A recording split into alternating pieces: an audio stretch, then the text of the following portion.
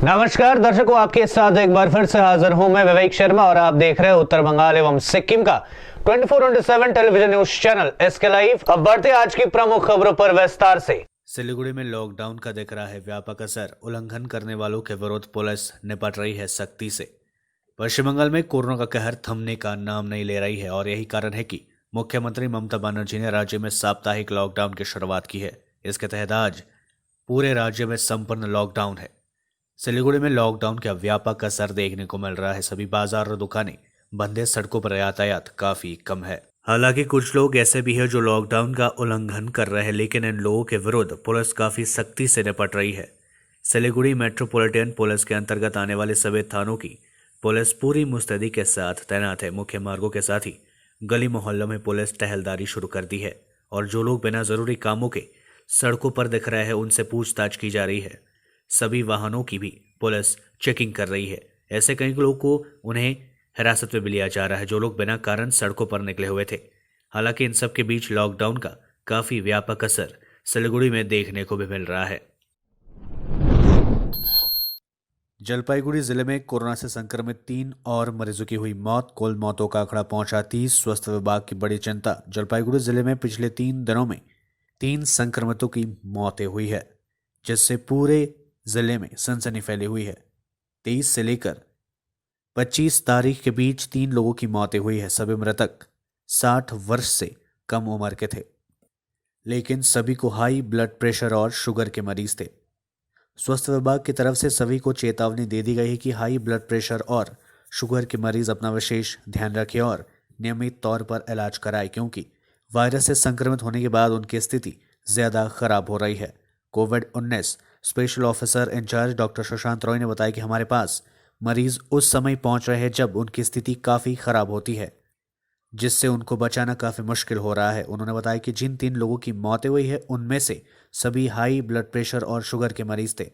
Sugar level 400 से भी ज़्यादा था। एक व्यक्ति को श्वास कष्ट था, लेकिन तीनों ही हाई ब्लड प्रेशर और शुगर के मरीज थे। उन्होंने कहा कि संक्रमित होने के साथ ही लोग शुरुआत में ही डॉक्टर से दिखाएं और अपने हाई ब्लड प्रेशर और शुगर का नियमित तौर पर जांच करवाएं, ताकि अगर वे संक्रमित होते हैं तो उनको आसानी से बचाया जा सकेगा। उन्होंने बताया कि जिले में अभी तक 2,982 लोग संक्रमित हुए हैं, जिनमें से 2,241 लोग स्वस्थ होने के बाद घर लौट चुके हैं, जबकि 30 लोगों की अभी तक मौतें हो चुकी है। 8টা নাগাদ মারা গেছে। 8টা 5 হ্যাঁ, জাস্ট ভর্তি হওয়ার সাথে সাথে সিমটম নিয়ে কি ভর্তি হয়েছিলেন তিনি? সিমটম নিয়ে তো এসছে। ওই যে বলছি তো ডায়াবেটিস তো আচ্ছা। 400-র উপরে তার ব্লাড সুগার, আনকন্ট্রোল ডায়াবেটিস। কোথাকার তার ছিলেন? শ্বাসকষ্ট নিয়ে ভর্তি হয়েছে। মানাগুড়িতে বাড়ি। ময়নাগুড়িতে তার বাড়ি। গত 3 দিনে 3 জন মারা গেল, তাহলে হ্যাঁ। পরশুদিন 2 জন এবং 3 জনের মধ্যে একজন মাত্র যে 20 তারিখে ভর্তি হয়েছে 24 থেকে মারা গেছে, আর 2 জন আসার সাথে সাথে 5 থেকে 7 মিনিট 10 মিনিট আধ ঘন্টা মতো মারা গেছে। এবং এই 3টে কেসই আনকন্ট্রোল ডায়াবেটিস, আনকন্ট্রোল হাইপারটেনশন। বাড়িতে কোনো চিকিৎসা করায় না, কোনো চিকিৎসকের কোনো যা অ্যাডভাইস দেয় সেগুলো ফলো করে না, শেষ মুহূর্তে নিয়ে আসে, যাই হাসপাতালে ঘুরে আসি। এটা কি হয়? গত 3 দিনে 3 জন মারা গেছে বলা যাবে? তাই তো বলছি। আজকে যিনি মারা গেছেন আর উনি পুরুষ? আমি তো বলে দিচ্ছি, পরশু দিনে একজন কোভিডে মারা গেছেন, একজন জাস্ট শাড়ি নিয়ে ভর্তি হয়েছিলেন, আসার সাথে সাথে গ্যাস্ট্রিক কন্ডিশন মারা গেছে। আজকেও তাই এসেছিল, সুপার স্পেশালিটি হসপিটাল আসার সাথে সাথে তারা এখানে পাঠিয়ে দিয়েছিল, তখন গ্যাস্ট্রিক কন্ডিশন ছিল। पश्चिम बंगाल में कोविड-19 से 55 और लोगों की हुई मौत। 2,974 नए मरीज मिले। पश्चिम बंगाल में कोविड-19 से बुधवार को 55 और लोगों की मौतों के साथ ही महामारी से जान गंवाने वाले लोगों की संख्या बढ़कर 2,964 हो गई है। स्वास्थ्य विभाग ने यह जानकारी दी। विभाग के एक बुलेटिन में बताया गया कि राज्य में कोरोना वायरस संक्रमण के 2,974 और मामले मिलने के साथ ही कुल संक्रमितों की संख्या 1,47,775 हो गई है। पिछले 24 घंटे में कोविड-19 के 3,314 मरीज ठीक हुए। राज्य में अभी 26,954 मरीजों का उपचार चल रहा है। राज्य में संक्रमण से ठीक होने वाले लोगों की दर फिलहाल 79.75% है। राज्य में पिछले 24 घंटों में 40,031 नमूनों की जांच की गई। देश में कोरोना का तूफानी रफ्तार, टूटे सभी रिकॉर्ड। पिछले 24 घंटे में 75,760 नए मामले सामने आए। मृतकों का आंकड़ा 60,000 के पार पहुंचा। भारत में कोविड-19 के मामले 33 लाख के आंकड़े को पार कर चुका है। गुरुवार को कोरोना संक्रमण के मामलों में अब तक की सबसे बड़ी उछाल देखने को मिली। गुरुवार को 75,760 नए मामले सामने आए, लेकिन अच्छी बात यह है कि संक्रमण से स्वस्थ होने वाले लोगों की संख्या 25 लाख से ज्यादा हो गई है और जांच में तेजी आई है। गुरुवार सुबह अद्यतन किए गए आंकड़ों के अनुसार पिछले 24 घंटे में 1023 लोगों की मौतें होने से मृतकों की संख्या बढ़कर 60,472 हो गई है। देश में संक्रमण के मामले बढ़कर 33,10,235 हो गई है, जिनमें से 7,25,991 लोगों का उपचार चल रहा है। संक्रमण के कुल मामलों में विदेशी नागरिक भी शामिल है। आंकड़ों के अनुसार मरीजों के स्वस्थ होने की दर 76.24% हो गई है, जबकि मृत्यु दर में गिरावट आई है और यहां 1.83% है। वहीं 21.93% मरीजों का भी इलाज चल रहा है। उत्तर दिनाजपुर जिले में दिख रहा है साप्ताहिक लॉकडाउन का व्यापक असर। रायगढ़ शहर में सभी दुकानें हैं बंद और सड़कों पर पसरा हुआ है सन्नाटा। कोरोना वायरस पर नियंत्रण स्थापित करने के लिए राज्य सरकार द्वारा साप्ताहिक लॉकडाउन का असर पूरे उत्तर बंगाल जिले में साफ तौर पर देखा जा रहा है। जिले के अधिकतर क्षेत्रों में सभी बाजारें बंद है। विशेषकर रायगढ़ शहर में इसका असर काफी देखने को मिल रहा है।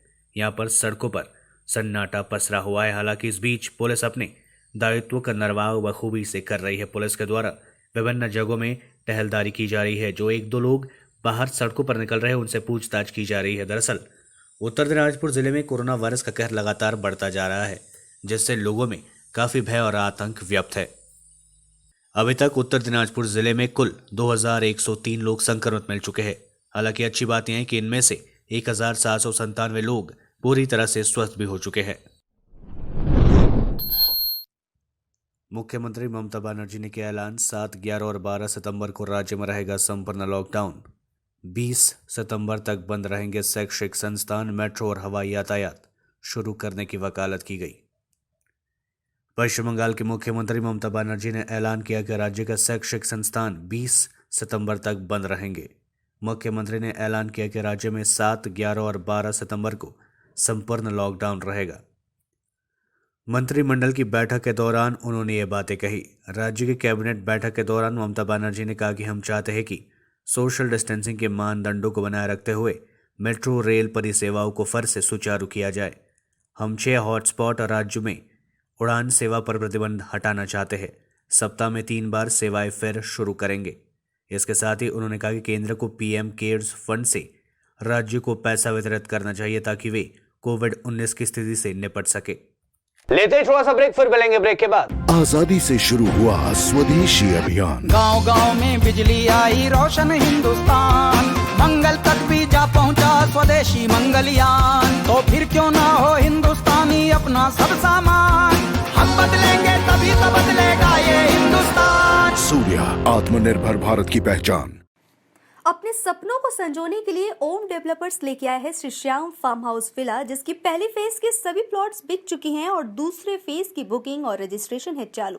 प्लॉट की साइज है 3 से 6 कट्ठा तक, तो देर किस बात की, अभी फोन उठाइए और बुक कीजिए। Shri Shyam farm house villa, Phulbari. Contact number 9609784045 या 9733036000। बहुत जल्द इसके तीसरे फेज की प्लॉट भी लॉन्च होने जा रही है। Wonderful place of education. ICFI University, Sikkim. Committed and dedicated faculty, career-oriented programs, comprehensive mode of learning, vibrant campus life, extracurricular and co-curricular activities, cultural programs will give you wings to your creative thoughts. Enter with aspiration. Get educated with inspiration. Acquire a wonderful career with perfection. ICFAI university Sikkim. कक्षा 10वीं और 12वीं के बच्चों के लिए है सुनहरा मौका। 10वीं के बच्चों के लिए है पैरामेडिकल कोर्स और 12वीं के लिए है मेडिकल कोर्स। किफायती फीस व बैंक की सुविधा के साथ विभिन्न डिग्री डिप्लोमा है उपलब्ध। सभी स्ट्रीम के बच्चों के लिए खुली है state nursing council and Rajiv Gandhi university and health science and paramedical board government of Karnataka से मान्यता प्राप्त Atan paramedical and nursing college. Contact number 8016235569 Champasari Siliguri. आज जहाँ कोरोना से सभी परेशान, हम लाए हैं कमाने का तरीका आसान। 21वीं सदी में महिलाएं आत्मनिर्भर होकर स्वाभिमान के साथ जीना चाहती है। अगर आप एक गृहिणी हैं और घर से ही मुनाफे वाला व्यवसाय करने का सोच रहे हैं तो आपके लिए सुनहरा मौका लाए हैं टपरवेयर के सिलीगुड़ी स्थित पूरे नॉर्थ बंगाल के डिस्ट्रीब्यूटर नारायणी पार्टी सेल्स। तो सोचिए नहीं, स्क्रीन में दिए गए नंबर में संपर्क कीजिए और विस्तृत जानकारी लीजिए। घर बैठे पैसे कमाए, आज ही फ्री मेंबरशिप लीजिए, अपने सपनों को पूरा कीजिए। मुश्किल की इस घड़ी में आपका साथ ही सिर्फ टपरवेयर के लिए एसके लाइव ही बेस्ट ऑप्शन है। एसके लाइव का इस क्षेत्र में 24 घंटा टेलीविजन, एंड्रॉइड ऐप और वेबसाइट पर प्रसारण होता है। सोशल मीडिया पर भी हम उपलब्ध हैं। हमारी व्यूवरशिप 9 लाख से अधिक है। सिक्किम, हैथवे और NXT डिजिटल पर, दार्जिलिंग और कालिम्पोंग में दोनों हैथवे और CCN सेटअप बॉक्स पर, क्लामपुर से लेके मैनागुड़ी हैथवे पर, सिटी केबल पर सिलीगुड़ी और आसपास, नक्सलबाड़ी से पानी टंकी तक NXT डिजिटल में। तो सोचिए नहीं, कॉल करें 7908554308। ब्रेक के बाद आपका फिर से स्वागत है। बढ़ते हैं खबरों की तरफ। 72 घंटे से आमरण अनशन पर बैठे फार्मेसी छात्रों की तबीयत बिगड़ी। जलपाईगुड़ी सुपर स्पेशलिटी अस्पताल में किया गया भर्ती। जलपाईगुड़ी फार्मेसी कॉलेज के फाइनल ईयर के छात्र पिछले 3 दिनों से आमरण अनशन पर बैठे हुए हैं। उनकी मांग है कि बी फार्मा की परीक्षा को रद्द कर उनका रिजल्ट प्रकाशित किया जाए, लेकिन अभी तक संबंधित विभाग इनके द्वारा कोई कदम नहीं उठाया गया है। इस बीच पिछले 3 दिनों से आमरण अनशन में बैठे कारण छात्रों की तबीयत बिगड़ने लगी है। सोमवार रात को ही रीमा चंद्र नामक छात्रा की तबीयत बिगड़ गई थी। हालांकि उसने अस्पताल जाने से इनकार कर दिया, लेकिन बुधवार को सरनाब घोष और अमर्त्य माइती नामक 2 छात्रों की तबीयत ज़्यादा बिगड़ गई। उनको जलपाईगुड़ी सुपर स्पेशलिटी अस्पताल में भर्ती कराया गया है। फाइनल ईयर के छात्रों ने बताया कि हमारी मांगों को जब तक नहीं माना जाता है तब तक हमारा आंदोलन लगातार जारी रहेगा। দেখুন, আপনারা জানেন আমরা 3 দিন ধরে এখানে প্রায় অনশন করছি। আজকে তৃতীয় দিনে আমাদের দুজন ছাত্র, দুজন বন্ধু, যারা দুজনই মেদিনীপুর থেকে সুদূর এখানে এসেছে, তারা দুজন ভীষণভাবে অসুস্থ হয়ে পড়েছে এবং তারা এখনই আমাদের তাদের ইমার্জেন্সি বিভাগে ভর্তি করা হলো। আমরা জানি না তাদের কি অবস্থা, পুরো হাত পা ঠান্ডা হয়ে গেছে। মেডিকেল টিম যাওয়ার কথা, মেডিকেল টিম আমরা ফোন, এরা অসুস্থ হওয়ার পর আমরা প্রায় 15-20 মিনিট ওয়েট করেছিলাম, কিন্তু কোনো মেডিকেল টিম আসেনি। বাধ্য হয়ে আমাদের অ্যাম্বুলেন্সকে তাড়াতাড়ি ফোন করতে হয়েছে এবং অ্যাম্বুলেন্স এখানে এসেছে। सुशांत सिंह राजपूत मौत मामले में हर दिन हो रहे नए खुलासे। अब रिया चक्रवर्ती के ड्रग्स गैंग से संबंध होने का मामला आया सामने। नारकोटिक्स कंट्रोल ब्यूरो ने दर्ज किया मामला। सुशांत सिंह राजपूत मौत के मामले में अब यहां एक और बड़ा खुलासा हुआ है। सुशांत की गर्लफ्रेंड और उनकी मौत के मामले की मुख्य आरोपी रिया चक्रवर्ती के ड्रग्स माफिया से संबंध की भी जानकारी मिली है। अब इस मामले की जांच के लिए नारकोटिक्स कंट्रोल ब्यूरो NCB ने भी मामला दर्ज कर लिया है। इस मामले में सुशांत के पिता के वकील विकास सिंह ने कहा कि सुशांत को प्रतिबंधित दवाएं देना, सुसाइड के लिए उकसाना और हत्या है। सुशांत की बहन श्वेता सिंह कीर्ति ने भी ट्वीट कर इस पर CBI से तुरंत एक्शन की मांग की है। देश के 3/4 हिस्से में मंडरा रहा है भारी बारिश और बाढ़ का खतरा। मौसम विभाग ने जारी किया अलर्ट। देश के 3/4 हिस्से में तेज बारिश होने से नदियां खतरे के निशान से ऊपर बह रही है। चालू मानसून की अपें अंतिम चरण में है। उत्तर पश्चिम के राज्यों में ज्यादातर नदियां उफान पर है, जबकि पूर्वी राज्यों की नदियों में बाढ़ का यहां दूसरा दौर होगा। देश के 125 जलाशयों से ज्यादातर पहले ही लबालब पानी भर चुके हैं। जल की अधिकता होने से उनके गेट खोले जा सकते हैं, जो बाढ़ का रूप तबाही ले सकता है। मौसम विभाग की चेतावनी के मद्देनजर नदियों के आसपास के निचले हिस्सों के लोगों को सतर्कता बरतने के निर्देश पहले ही जारी कर दिए जा चुके हैं। हिमालय राज्य जम्मू कश्मीर, हिमाचल प्रदेश और उत्तराखंड से लेकर उत्तर प्रदेश, बिहार, झारखंड, उड़ीसा, पश्चिम बंगाल और छत्तीसगढ़ में अगले कुछ दिनों तक भारी बारिश से लेकर मूसलाधार बरसात होने से नदियां उफान पर है। गुजरात, मध्य प्रदेश और राजस्थान की नदियों का जलस्तर खतरे के निशान से ऊपर हो चुका है। दुनिया में कोरोना वायरस के कुल संक्रमितों की संख्या पहुंची 2 करोड़ 40 लाख के पार। दुनिया में एक और जहां कोविड-19 से जंग जारी है, वहीं दूसरी ओर संक्रमितों की संख्या दिन प्रतिदिन बढ़ती जा रही है। गुरुवार सुबह जॉन हॉपकिंस यूनिवर्सिटी द्वारा जारी किए गए आंकड़ों के अनुसार दुनिया के सभी देशों में 2 करोड़ 40 लाख से अधिक संक्रमित हुए हैं।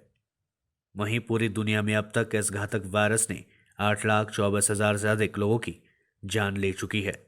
यूनिवर्सिटी के centre for system science and engineering के डेटा के अनुसार अब तक दुनिया में 2 करोड़ 40,85,646 लोग संक्रमित मिल चुके हैं और मरने वालों का आंकड़ा 8,24,368 है। इस डेटा के अनुसार संक्रमण के मामले में अमेरिका पहले नंबर पर है, वहीं ब्राजील और भारत क्रमशः दूसरे और तीसरे नंबर पर है। चौथे नंबर पर आने वाले देश रूस में अभी संक्रमितों की संख्या 10 लाख के पार नहीं पहुंची है। नेट और जीई को लेकर 150 शिक्षाविदों ने पीएम को लिखा पत्र, कहा छात्रों के भविष्य से खिलवाड़ ठीक नहीं। भारत और विदेश के 150 से ज्यादा शिक्षाविदों ने प्रधानमंत्री नरेंद्र मोदी को पत्र लेकर कहा है कि संयुक्त प्रवेश परीक्षा जेईई मेंस 2020 और राष्ट्रीय पात्रता सह प्रवेश परीक्षा नीट 2020 को टालने का मतलब छात्रों के भविष्य के साथ खिलवाड़ होगा, क्योंकि इससे उनके कीमती साल बर्बाद हो जाएंगे। उधर एनटीए ने नीट के प्रवेश पत्र भी जारी कर दिए हैं, जिसे जारी होने के 4 घंटे के भीतर ही 5.5 लाख से ज्यादा छात्रों ने डाउनलोड भी कर लिया है। आज के लिए बस इतना ही। तमाम विशेष खबरों के लिए बने रहिए एसके लाइव के साथ। आपका समय, आपकी खबर। धन्यवाद।